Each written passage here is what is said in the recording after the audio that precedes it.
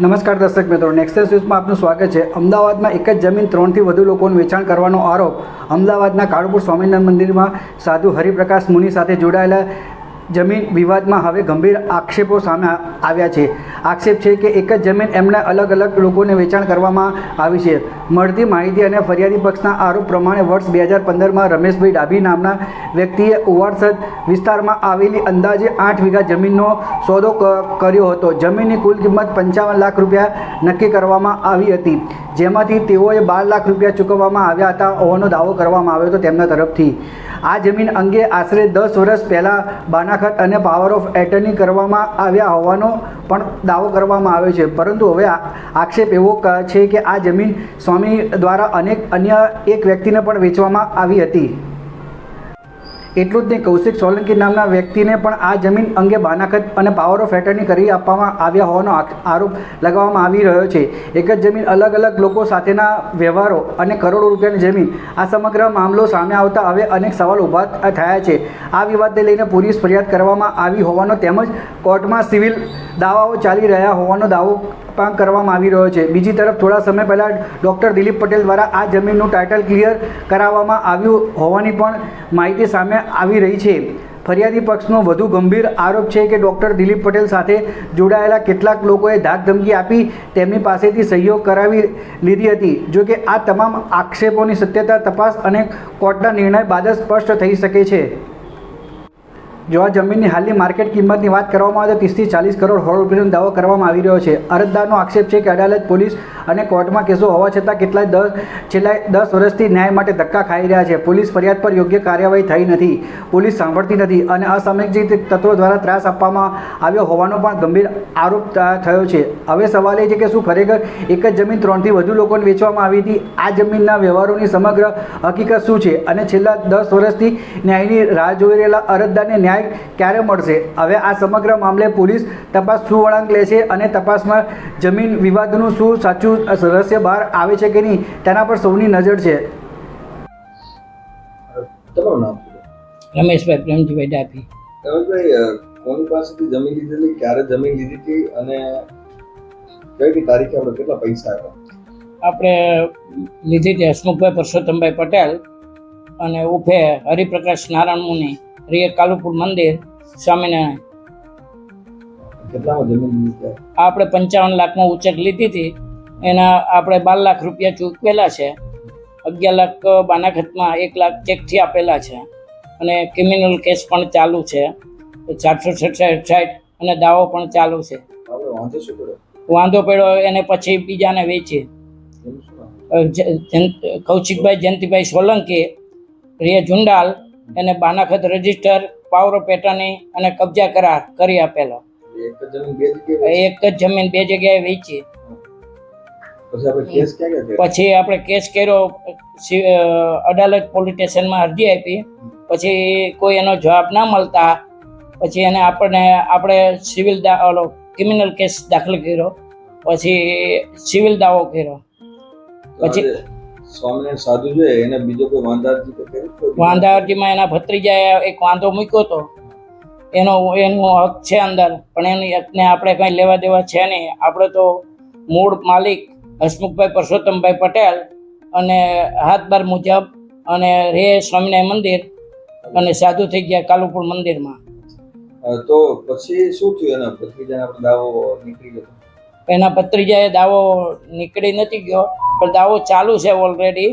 અને પછી એને કૌશિકભાઈ જયંતિભાઈ સોલંકી ઉપર ઓલું થયું એટલે એ પોતે હાઈકોર્ટમાં 2017માં બચાવ માટે ગયા અને આ અત્યારે 2024માં એ બચાવ માટે ગયા છે અને અત્યારે હાલ પોતે કાલુપુર મંદિરમાં રહે છે અને બધા સપોર્ટ આપે છે એમને।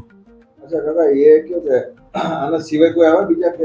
આના સિવાયનું હજી ટાઇટલ ક્લિયર જગ્યા કરવા માટે અમને દબાવી અને એક Dilipbhai doctor, Tarapur service road, Tarapur ગામની સામે અને સર્વિસ રોડ ઉપર એનો બંગલો, ત્યાં ઓફિસ છે, ત્યાં એક સંજયભાઈ કરીને, સંજયભાઈ રબારી, અને એ લોકો આવી અને મને મિટિંગનું બહાનું દઈ અને મારી પાસે ગાડીમાં બેસી, કાળી ગાડીમાં બેસી વિક્રમસિંહ ગોલ અને પ્રવીણભાઈ ડાભી આ બધા મારી પાસે ડોક્યુમેન્ટમાં સહી કરાવી તૈયારી પોતે ફૂલ તૈયારીમાં આવેલા અને સીધી સહી કરાવી ને નીકળી ગયા અને સબ રજિસ્ટરમાં મારી સાથે ખોટું બોલી અને છેતરપિંડી કરી અને એ રજિસ્ટર કરાવી ગયા છે.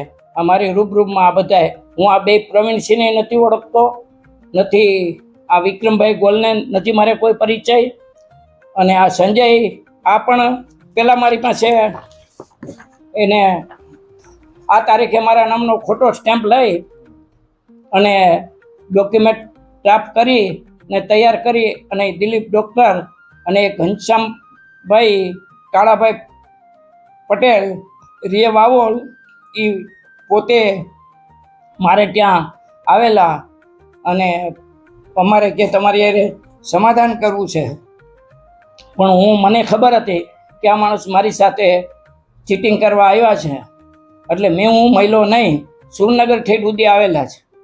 અને અત્યારે હજી મને ધમકીઓ આવે છે કે તમે આ નહીં હજી કેસનો નિકાલ લાવો તો મારી પાસે રેકોર્ડિંગ છે, મેં ફરિયાદ પણ કરી છે, સુરનગર હું ઘરે હતો તે ફરિયાદ પણ કરી છે મેં.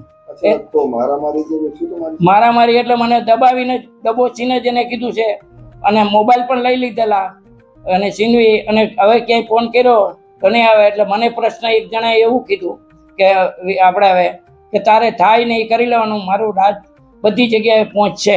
કેટલા વર્ષથી લડો તમે? હું 10 વર્ષથી આ કેસ લડું છું.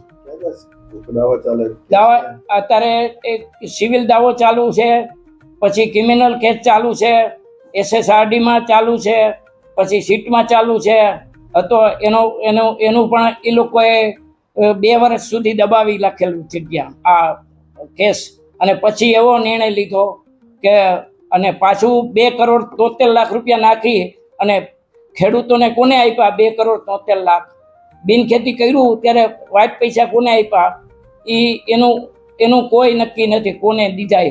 આ ત્રીજી વ્યક્તિને વેચેલી છે આ જગ્યાએ, ફાઇનલ છે. તો તમારે કેવા ન્યાયની આશા છે?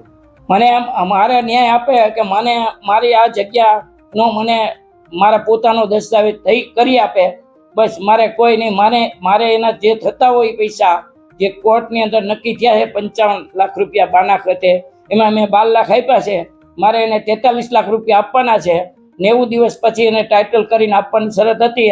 આજ દિવસ સુધી મને ટાઇટલ એ જગ્યા મને કરી નથી આપી, અને એની પાછળ બીજા પણ દલાલો અને બિલ્ડર લોબી છે આખી. અને સ્વામિનારાયણ સંત કઈ ઇન્ટરફિયર કરે? હે સ્વામિનારાયણ સંત ક્યાં આડા આવે? સ્વામિનારાયણ સંત તો એ બેઠા બેઠા મંદિરમાં આવા જ કામ કરે છે, બીજું કોઈ કામ નથી કરે. અને એનો ભત્રીજો પડકે ચડી ગયો હોય, અને કોઈ સંતો પણ આમાં હાથ હોય, કોઈ સ્વામિનારાયણ. અને આપણે આચાર્ય મહારાજને પણ જાણ કરેલી છે, કારભારીને પણ જાણ કરેલી છે, મનીષભાઈ વોરાને ખબર છે, પછી પીપી સ્વામીને ખબર છે, મહંતને, આ તમામને ખબર છે. તો કે આ તો એનો ઘરનો મામલો છે, પણ રહેશે મંદિરમાં તો જવાબદારી તમારી આવે. અને બાકી તો મને ધમકી આપી છે એને 12/7 અને ઉઠાવી લેવાનું. હું ઘરે સુરેન્દ્રનગર હતો અને પ્રવીણસિંહ અને દિલીપ ડૉક્ટર આ બધાની મારી ઉપર ધમકી આવી હતી. મેં B ડિવિઝન પોલીસ સ્ટેશનમાં ફરિયાદ પણ કરી છે અને મારી પાસે રેકોર્ડિંગ પણ છે.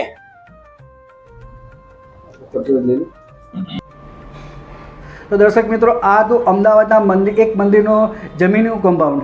હવે આમાં જે ખરેખર સત્ય શું છે તે પોલીસ તપાસ દરમિયાન જ બહાર આવી શકે છે. અને દર્શક મિત્રો, આ અંગે આપનું શું મંતવ્ય છે તમને કોમેન્ટ બોક્સમાં જરૂરથી લખીને જણાવશો. અને દર્શક મિત્રો, આવા સમાચાર જોવા માટે આપ અમારી ચેનલ લાઈક કરો, શેર કરો, સબસ્ક્રાઈબ કરો. અને જો તમે દર્શક મિત્રો અમારા અહેવાલને ફેસબુક પેજ પર જોઈ રહ્યા છો તો તમે અમારા ફેસબુક પેજને ફોલો કરો. ઇન્સ્ટાગ્રામ પર જોઈ રહ્યા છો તો તમે અમારા ઇન્સ્ટાગ્રામ પેજને ફોલો કરો.